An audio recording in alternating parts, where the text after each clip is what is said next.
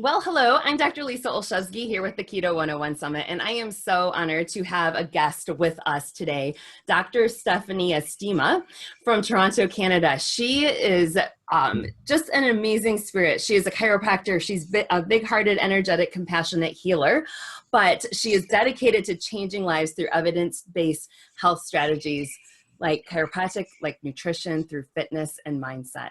And so really what we're going to be talking about today a lot, obviously, is with keto, but we're also going to be looking at brain optimization. She's truly a female biohacker too, which is why I've connected with her as well. So Dr. Stephanie, thank you for being here. Oh, it's an honor. Thank you for having me. Tell me a little bit about yourself and what brings you about this passion of everything with keto, and we're going to delve into some stuff with fasting. So tell me a little bit about that. Oh, sure. Yeah. Well, I kind of grew up in like the era of like high carb, low fat. And like my mom was like, I was like doing the low fat everything. And I remember like counting out like my, like how many olives I could have that day. Right.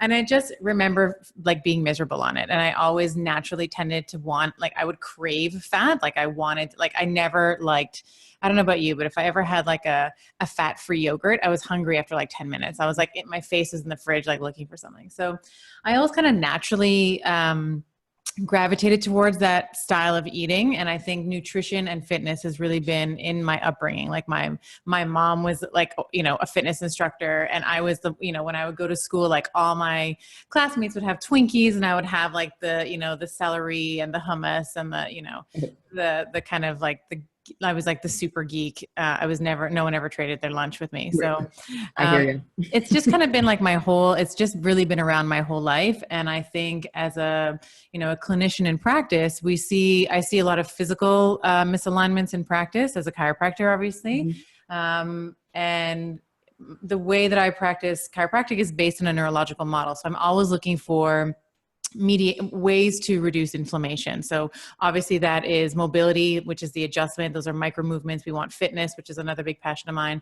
And a way to reduce chemical inflammation is through diet and lifestyle. So it just kind of became a part of my practice, and I wanted to start reaching more people. So I, have created some nutrition programs for people to access online.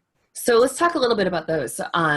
And how you're teaching your patients about going through fasting and all of that. Why is it so important? Oh my gosh. Yeah. So when we even just step back and think about how we evolved as Homo sapiens, there were times in our evolution where there was like bountiful, plentiful food, and we ate, right? And we used and we were able to generate energy from the external food sources.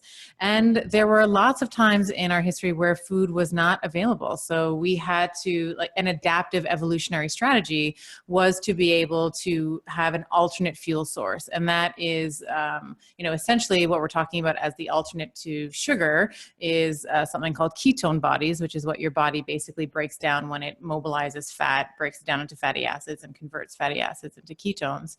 So we've really, as humans, adapted two separate and distinct fuel energy sources. And I think that has almost been lost in sort of the standard American or standard North American diet, where we see there's an abundance of food all day, every day, at any single time. There's like Amazon, I can't remember what it's called now, but Amazon Go or something, where it gives you like you get food in like an hour. So you don't have to leave the house anymore. So we've kind of swung on to we've oscillated to the other end of the spectrum, where we are never consciously, like, I think before the environment really dictated for us to be able to utilize that secondary fuel source. And now what we're finding is that we're never doing it. So we're really losing some of the beneficial pathways in the activation of certain things, which I'm sure we're going to get into, like in terms of brain health and metabolic fitness and, adaptability, that we used to have in our sort of ancestry. So let's talk about that. Yeah. Yeah, let's talk about brain health specifically, and then we can dig into all of the other aspects too. Sure. Okay. So very coming out now. What's that? There's so much research coming out within. I mean, we're seeing. I mean, I know you're in Canada. You're probably seeing it there too. But so many brain issues, and we know that diet plays a huge role. So I'm just going to let you delve into that. Absolutely. Yeah. And you're right. Like we are seeing like now when we think about like the big, when we think about the big three, which I know we're going to talk about today, we see like cerebrovascular, cardiovascular, and neurodegenerative things. Like all of us at some point are probably, when we think of the odds, going to succumb to one of those three things.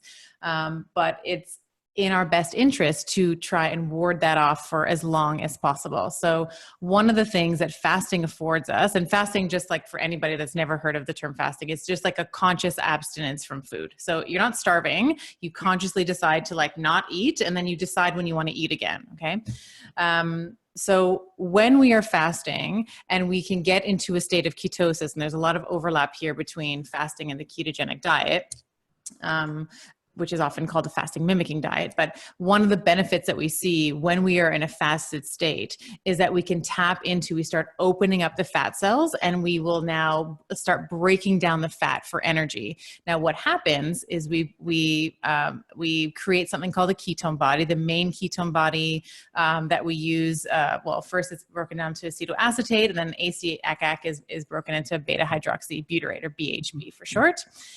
BHB can cross the blood-brain barrier. So what that basically is your body and your brain are kind of separated by this blood-brain barrier, and there are very few things that can penetrate it. And that's because, as you know, Dr. Lisa, like the brain is the most important organ in the body. It signals everything. It receives all the information that's happening from the body, and it directs all the information down to the body. But it's protected from things like bacterial or viral infections, that sort of thing. So BHB is a ketone body that we produce in our bodies that can cross the blood-brain barrier. And there's been a lot of studies actually dating back to the 60s where in a fasted state, the brain will preferentially start using beta hydroxybutyrate, or BHB, as its fuel source. Now, why that's important is that it activates, there's a couple of reasons, but one of the main reasons is that it will increase something called BDNF, which is brain-derived neurotrophic factor. And like physiology, there's a lot of like letters, right? ACAC and BHP and BDNF, and it's like alphabet soup. But BDNF basically is involved in preserving the cells, the neuronal cells that you already have, and also stimulating the growth of new cells. So it's kind of we used to think, like even back when I was in university, we used to think that like the brain cells that you had were the brain cells that you had. And there was like no more, no less. You cannot generate more. You cannot, once they're destroyed, they're gone. But we know now that that's not true. And through the increase in activity in BDNF, you can stimulate the growth of new brain cells. Now, when we think of why that's important when we're playing the long game, okay, when we think about Alzheimer's, when we think about Huntington's, we think about Parkinson's, all these things have one thing in common, which is their brain, like the cortical mass or the size of the brain shrinks. So it's really important for us to be doing things like fasting, which is cheap and easy, right? It's non-denominational, like anything, any kind of diet you can fast, whether you're vegan or you're paleo or you're keto or whatever. So all of those, like it's an easy thing to incorporate, and you are promoting a big, thick, juicy brain over the course of your life. Yep. Yeah. Huge. So that would be like the big, from someone who's obsessed with brains, like that would be like the big number one reason why you should be fasting, because you don't necessarily know, you can't necessarily, like Alzheimer's is like a multi-decade disease. You don't just like wake up one day and you can't remember your life, right? Like it's a very slow progression. But if we have these strategies that we can implement, like fasting, like the ketogenic diet, which we're going to dive into, like there's different exercise strategies that we can implement as well, and nutrition things as well, we can continuously activate this BDNF to keep our brains big and juicy. Right. And I love it. And so that's, when I created the American Institute of Healthy Living, that was our sole purpose, was to make it in simple, sustainable steps. Because as everybody that went back through on the very first day of the summit, they learned where I love that Wonder Woman mug. I've got one over here. It's like the size of my head. It's like, yeah, all full of like tea in here, but yeah. So, I want people to be able, to do those little simple steps, because that's what actually leads to sustainable changes for a long term. Because Right. otherwise, I'm sure you've seen it too. I've had patients walk into my office and they're like, I'm going to change everything tomorrow. And I'm like, no, you're not. Let's just start out with something small, because I Totally. want you to stick with this for the rest of your life. Mm-hmm. I don't want you to say, hey, I did that once and it never worked again. And so that's what, like you just said, like, these are simple things. So let's talk a little bit about, like, what are you coaching your clients to do? How often on fasting? What benefits even for the body as well. We know, like, number one, our priority is brain. Mm-hmm. And as we see in our practice, a lot of times if people can't see it, they're not going to take care of it necessarily. So Yeah, people are not as concerned about their brains as their waistline, right? Because you can't see that organ, like you can't see it. But yeah, to your point, and really well said as well, Dr. Lisa, I think that when we can give people like usable strategies that can be implemented over the long term, that's really when we're going to see some of the cumulative consistent benefit. Because it's one thing to be like, I'm going to fast, I'm not going to fast for 40 days. And then you're just never going to do it again. Like, it's going to be too painful. It's too much of a shock to the system, and you're just never going to engage again. So a couple things that I like to talk, if you're like a total noob, that's like a really cool word for newbie. That's what my children tell me anyway. But like, if you're a total newbie to fasting, the noob, like you have to take off the last syllable there. Anyway, it'll probably be totally outdated by the time that this is. Like, when did they film this? It's like, God, that's like. So what I like to talk to people about who are very new to fasting, they don't know what it, or they're not adapted to it, is something that we call time restricted eating. So it's another word for fasting. It basically just means that you're restricting your eating window. For the newbies that are listening, initially, I like to start with a 12-hour eating window, because that's totally doable. An example would be, in the morning you wake up, you have, your breakfast or whatever, cup of coffee at like 7 in the morning. You want to try and eat all of your food for the day before 7 p.m. at night. Right. And that allows, so that's like a 12-hour eating window. And then that allows for a complimentary 12-hour fast. Yep. And most of that fast is actually overnight as well, right? Because which makes it, you're sleeping. So it's really, it allows for the stomach to empty. It gives your liver a rest. It gives your digestive system a rest, allows for healing and wound repair. So that would be where I would start people off. And I would give them like a couple of weeks to adapt to that, because even that in and of itself is a really big ask for a lot of people, because I often find that there's like late night snackers. So we get home late, we eat dinner at 7 or 8 p.m. And then, we sit in front of the TV, and then we have like maybe a glass of wine or chips, cookies, whatever it is. So we're feeding like really late into the evening. So I really like there to be like a 12-hour eating window, with the cutoff being somewhere around 7 or 8 o'clock. Because that also affects your sleeping. Right. I don't know if you've ever like had a late night snack, Dr. Lisa. If I eat late at night, I have the craziest dreams. Like I wake up like not rested, and I've had the most stressful dreams. Right. So I always try to stop my eating around 7 or 8 p.m. I really like to try to cut it off by.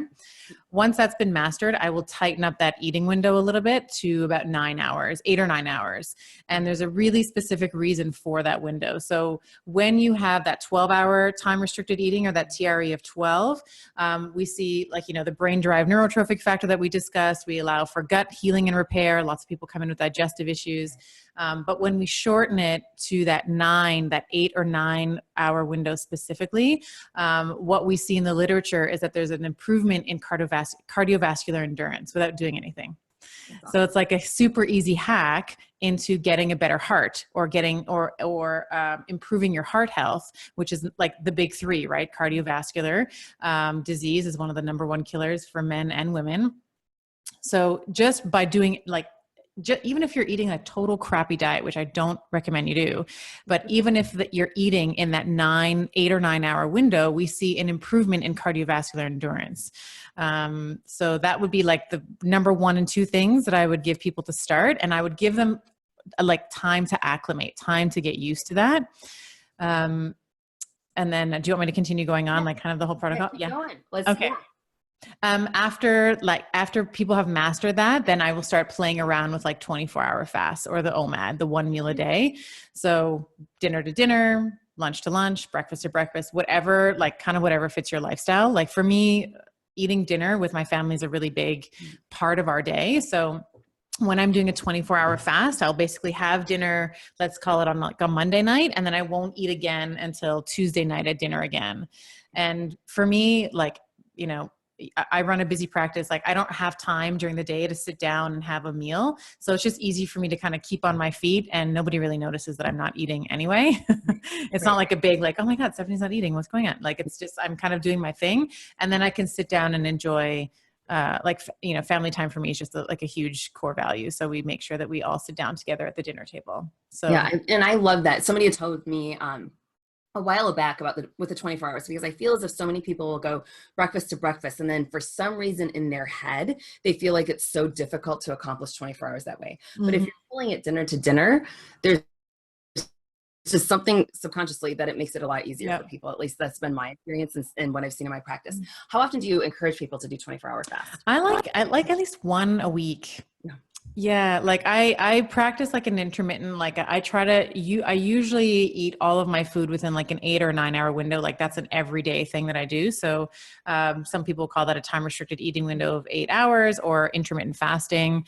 And then I will throw in a 24-hour fast like once a week. And then once a quarter, I want people to play around with a bit of a longer, or what we call a prolonged fast. So every quarter I'll do between 3 and 5 days. I have never done a 7-day fast, and I feel like for what I've attempted it before, for whatever reason, as a female, I just think that my adrenals just could not handle it. Right. And I'm relatively very metabolically fit. I've worked out for years. I've eaten clean for years. So, for 3 to 5 for women, like for the women listening, I would encourage like anywhere between a 3 and 5 day fast for, like once per, let me say it a different way. Dr. Walter Longo has come out with something called the fasting mimetic diet. And his research has shown that you do like a 5-day fast, and the effects of that fast will last for 6 months. So at the very minimum, a prolonged fast of 3 to 5 days, once every 6 months or twice a year. Let's talk about some of the effects of them. Like what they start, I know you spoke about with the brain and that type of thing too, but what else do you see extended fasting? Well, I'm sorry, I didn't hear the question. Like what are some of the effects, some of the benefits of doing the extended fast once a quarter? Oh my gosh, so many good things. So yeah, let's dive into that. So there's a couple of really important things. One, we see people with metabolic issues. So if you are pre-diabetic, or even if you've been diagnosed with like type 2 diabetes, metabolic syndrome, things like that, you tend to have something called insulin resistance, meaning that your insulin levels, which is like the easy way to remember what insulin does, whenever I'm like telling patients or clients, we always talk about it as like the fat storage hormone. So whenever your insulin levels are high, the insulin's job is to drive energy into the fat cells. So when your insulin levels are high, you can never be fat burning, right? You're either storing fat, which is when insulin levels are high, or when insulin levels are low, you can now start getting into a fat burning state. So when you are fasting, you will naturally lower insulin because you're not eating any carbohydrates, and carbohydrates are the main macronutrient or like thing that stimulates insulin. So does protein, by the way. Most people don't know that. Right. Yeah. Most people are having like 5,000 grams of protein a day, and they're like, oh, I don't know what's going on. I have this huge steak. I don't know why my sugar's so high. Right.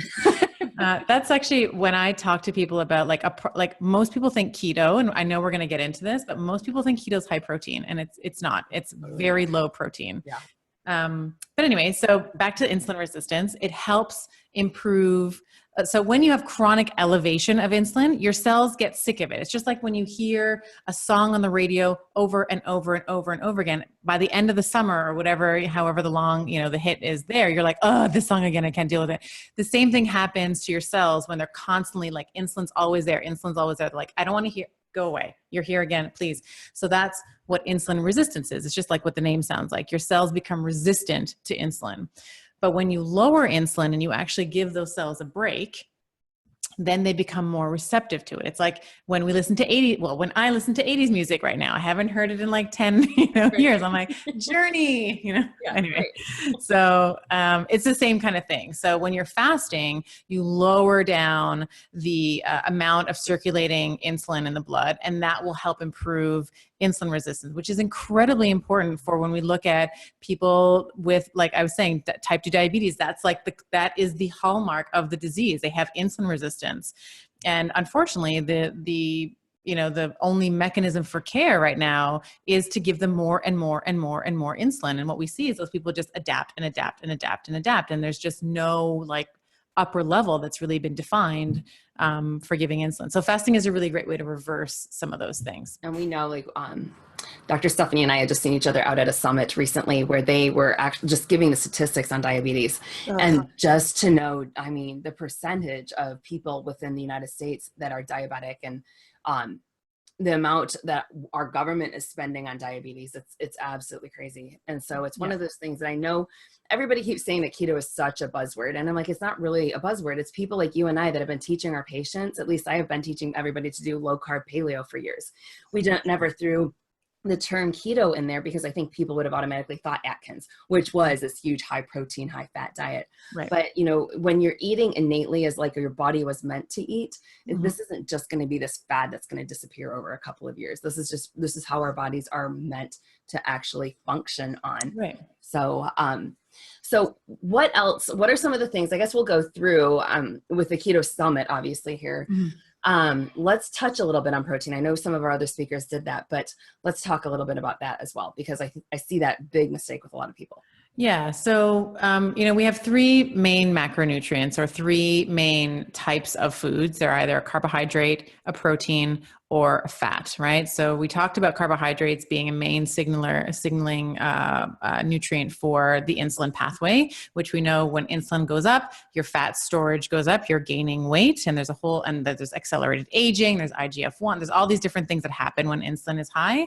The same is true for protein. So protein almost has a bit of a double-edged sword to it, because when you have too much protein, we activate aging, like we activate these aging pathways, we activate insulin, but we also activate something called mTOR, or mammalian target of rapamycin is the long fancy schmancy, I'm trying to impress you, kind of word. But when we are activating both mTOR and insulin, these two together are creating massive amounts of inflammation in the body. And they're growth signal pathways, right? So when we think about who should have growth signal, like who should have higher levels of mTOR and insulin, it should be children and pregnant women, because they are growing things. But people who are not pregnant and people who are not children really should be, at least before the age of 65, because that's what sort of the research tells us, we should be trying to keep our insulin and mTOR levels relatively low.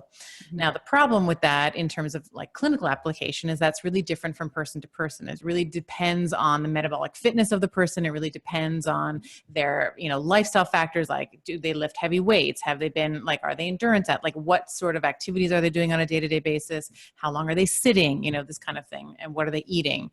So protein can often be more insulinergic, meaning it can stimulate insulin, sometimes more than things like white rice and white pasta, which we would think would shoot our insulin through the roof, which it does. But some proteins, things like cheeses and some meats, can actually do this exact same thing at a greater level.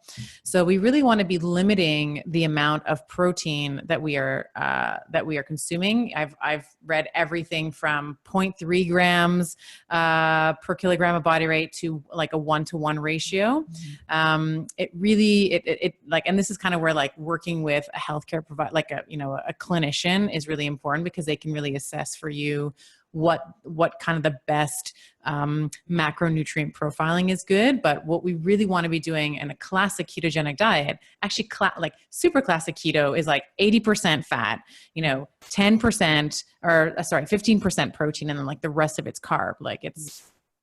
There's almost no protein, carbohydrates, but there's also really, really low levels of protein as well, because we're trying to reduce the growth pathways, because when you are activating growth, you're also activating those fat cells to get bigger and bigger and bigger. Right.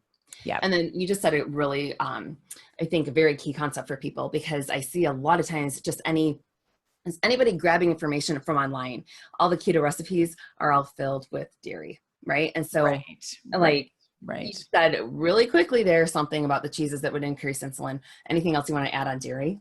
Because there are there's a lot of other speakers in here that are, I'm not a big fan of dairy. Like, I'm just going to go, and I know you're being, fine. That was the majority of our speakers said that too.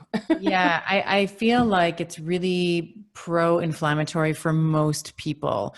And, when you are on a ketogenic diet, you have to, you have to be eating a lot of fat. So classically, like the easiest way to do that would be to have like sour cream or, I'm trying to think of like, lots of cheese and all that kind of stuff. But it's like for most people, it causes quite a bit of GI distress. So I prefer to do keto. For sure I use saturated fats, but I prefer my fat sources to be like polyunsaturated and monounsaturated fat sources. Okay. Yeah. And and that's where I'll just see when people are stuck in keto, where they feel as if if they can't get their ketone levels wherever it is. And I'm not necessarily that fan of just chasing ketone levels either, but a lot of times it's by eliminating the dairy that they'll start seeing that shift in that plateau. Right. What else do you really want to add? What do you feel like we haven't covered yet? How about this? So I know you made a very quick comment on it, but and we'll delve into this a little bit later. But for women, anything different with intermittent fasting? Do you do any type of carb cycling with people, or not necessarily a fan of that? Yeah, no, I actually I find that most women are in some sort of adrenal insufficiency. Right. Like they are in adrenal insufficiency until proven otherwise. Right. That's absolutely. Most Americans are. Yeah, most Americans for sure. But the women who's juggling the career, she's raising the kids, she's up overnight attending to sniffles, and then she's at work performing, and then she's Yeah. So for women, you are adrenal insufficient until proven otherwise. And this is like the adrenal glands, little itty bitty little things that can wreak havoc. They sit on top of your kidneys, but they have a really close communication with the brain, specifically the hypothalamus and the pituitary, which are like kind of the bridge between the brain and the hormonal system or the endocrine system in the body. So when we are working with generating ketones in a woman, I think, well, let me back up a minute. For both for men and for women, in order to do that, you need to deplete your glycogen stores, right? And when we are depleting our glycogen stores, we are seeing a fall in insulin. We also tend to see, like insulin and cortisol, they tend to do the same thing. Like they tend to go up and down together. So when you are doing that, we are seeing a fall in cortisol. However, with prolonged fasting or fasting that's, for me, a long fast is anything over 24 hours. So when you are fasting for anything longer than 24 hours, this is, a hormetic stress. This is a good type of stress on the body. And we will start to see cortisol, because it's a stressor, starting to creep back up again.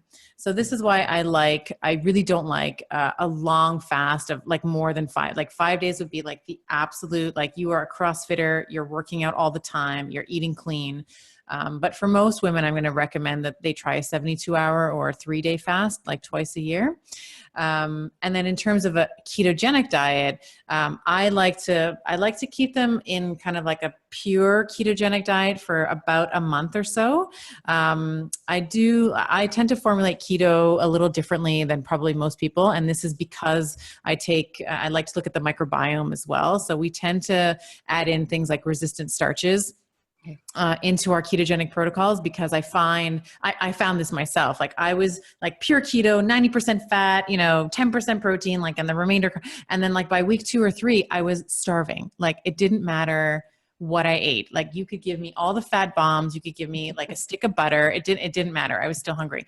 So after like diving my nose into some research, what I came up with was that my microbiome was basically starving and I needed to feed it. So the good bacteria in our gut that we want to be feed off of things like resistant starches. So a resistant starch is something that is not digested by the body. It's resistant, just like its name. It's resistant to digestion. And it basically feeds the microbiome. And in turn, our little bugs that love us so much because we fed them a resistant starch start producing short chain fatty acids, which will further our state of ketosis. So resistant starches can be like raw potato starch, or I like raw potato starch and green banana flour. Those are like my two favorites. Even things like very cold white rice is like almost 100% resistant starches. So although I don't recommend that because I think people can really binge on that, like, going to like a health food store and getting like a green banana flour, and like I put that in like my shake with MCT and avocado and whatever. Yeah. So that would be like my cutout for women, because we need to, our hunger signals are much stronger than our male counterparts. So men on keto, they just think about it and they lose, like, they're like, oh my gosh, I just lost all the weight I wanted in this 1 week. This is the best, and women are like, what the hell? I've lost a pound. Exactly. So we really do have to think about the microbiome in women. And when we're also feeding our ladies the resistant starches, that will also decrease something called your ghrelin signaling or your hunger signaling to the brain. So this also is a really, really important thing for women, because I did the classic, whoever was the guy, it was like Dom D'Agostino or whoever it was. And I was like, I'm just going to do whatever he does. Right. And my physiology is just, even though I completely, these people, I have so much immense respect for them and their work and their legacy. It's just not, some of it was not applicable to me because I have estrogen and progesterone, and I have to balance those two. I have to work within the confines of my biology. Right. I agree. Yeah. And that's where, like I had shared with you, it was the same thing. I was following all those researchers and never, I guess, took that into account, that I was like, oh, this is why this is happening.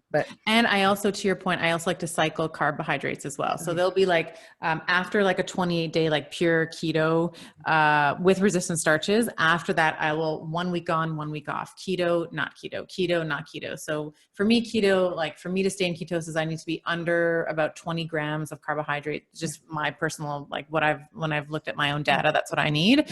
And then the next week, it's a bit more relaxed. Like I'll have between 50 and 60 grams of carbohydrates, whatever it looks like. Right. I know. And it's so funny because I'll always tell our patients, like originally when we were trying to start them out, to cut them back. And I'm like, let's look at less than 100. Oh my gosh, less than 100. But then it's funny because for those of us that have been, doing keto for a while, and you're at that point where you're like, well, I'm trying to get 50 grams of carbs a day. And sometimes it's really difficult, right? Right. And people just don't understand, like when you really are eating clean, like that's the reality of it. Yeah. All right. Well, lots of great pieces of information today. I so appreciate all of this. And oh my gosh, you're welcome. Giving your perspective. So where can they find out more information about you? Well, if they wanted to find out more about my keto program, it's called Keto Clean, the Keto Clean program. So I'm sure you'll link into this, but it's Keto Clean Diet. .com/start. I'm like, what is the website? Yeah, I'm pretty sure that's it. And then I like to host live webinars as well. So I can send you, I don't have the link off the top of my head, but I can send you the link for like our next live webinar, or for people if they want to sign up for updates. Like when I do a keto masterclass at least once a month for people who are interested in learning more about ketosis and fasting. Perfect. Well, thank you so much for your time, Dr. Stephanie. I appreciate all of your information. Thank you.